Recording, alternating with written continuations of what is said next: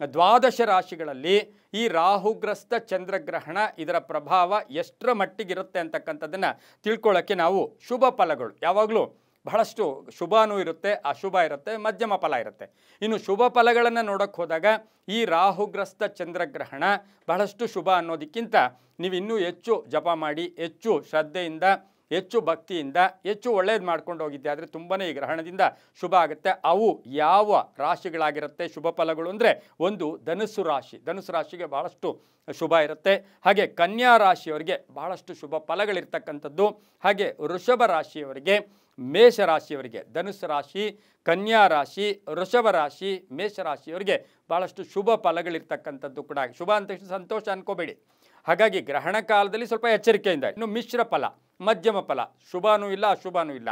ಹಾಗಾಗಿ ಅಂತಹ ರಾಶಿಗಳು ಯಾವುದು ಅಂದರೆ ಮಕರ ರಾಶಿ, ತುಲಾ ರಾಶಿ, ಸಿಂಹ ರಾಶಿ, ಮಿಥುನ ರಾಶಿಯವರಿಗೆ ಮಧ್ಯಮ ಫಲ, ಮಿಶ್ರಮ ಫಲ. ಮಕರ ರಾಶಿ, ತುಲಾ ರಾಶಿ, ಸಿಂಹ ರಾಶಿ ಹಾಗೆ ಮಿಥುನ ರಾಶಿಯವರಿಗೆ ಮಧ್ಯಮ ಫಲ. ಇನ್ನು ಎಚ್ಚರಿಕೆಯಾಗಿರಬೇಕು, ಹುಷಾರಾಗಿರಬೇಕು. ದೇವತಾರಾಧನೆ ಅಥವಾ ಪ್ರಾರ್ಥನೆ ಅಥವಾ ಮೌನ ಅಥವಾ ತಾಳ್ಮೆ ಇರತಕ್ಕಂತಹ ಒಂದು ಮೂರನೇ ರಾಶಿಗಳು ಯಾವುದು ಅಂದರೆ ಅದನ್ನು ಅಶುಭ ಅಂತಕ್ಕಂಥದ್ದನ್ನು ನಾನು ಅನ್ನಕ್ಕೆ ಹೋಗಲ್ಲ, ಆದರೂ ಹುಷಾರಾಗಿರಿ. ಆದರೂ ಅಶುಭ ರಾಶಿಗಳು ಯಾವುದು ಅಂದರೆ ಕುಂಭರಾಶಿ, ಮೀನರಾಶಿ, ಕರ್ಕಾಟಕ ರಾಶಿ, ವೃಶ್ಚಿಕ ರಾಶಿಯವರಿಗೆ ಈ ಗ್ರಹಣ ಒಂದಷ್ಟು ಮಾನಸಿಕ ಯಾತನೆ ಇರ್ಬೋದು, ಕೋಪತಾಪಗಳಿರ್ಬೋದು, ಅವಸರದ ನಿರ್ಧಾರಗಳಿರ್ಬೋದು.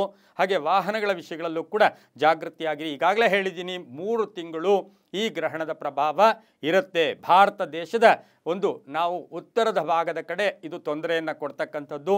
ಹಾಗೆ ನೀರಿಗೆ ಹೆಚ್ಚು ಬಲ ಇರತಕ್ಕಂಥದ್ದು, ವಾಯುವಿಗೆ ಹೆಚ್ಚು ಬಲ ಇರತಕ್ಕಂಥದ್ದು ಕೂಡ ಈ ಗ್ರಹಣದ ಪ್ರಭಾವ ಕೂಡ ಇರುತ್ತೆ. ಇನ್ನು ಗ್ರಹಣ ಸಮಯದಲ್ಲಿ ಕೇವಲ ಜಪ ಒಂದೇನ ಮಂತ್ರ ಮಾಡ್ಬೋದಾ ಅಥವಾ ಯಾವುದಾದ್ರೂ ಶ್ಲೋಕ ಹೇಳ್ಕೋಬೋದಾ ಅಂತಕ್ಕಂಥ ಅನೇಕ ಪ್ರಶ್ನೆಗಳಿಗೆ ಅಥವಾ ನೀವು ಮೊಬೈಲಲ್ಲಿ ಕೇಳ್ಬೋದು.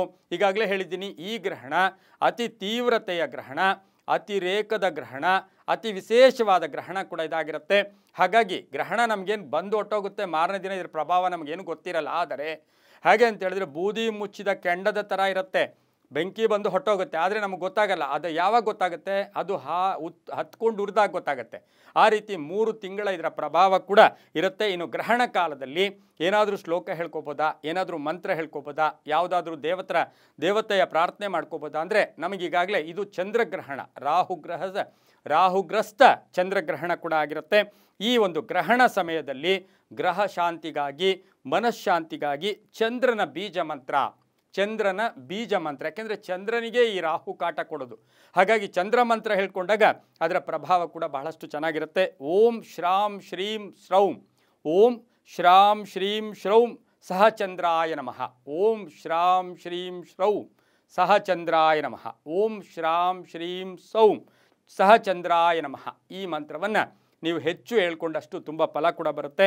ಹಾಗಾಗಲೇ ಇದರ ಜೊತೆಗೆ ಗಾಯತ್ರಿ ಹೇಳ್ಕೊಬೋದು.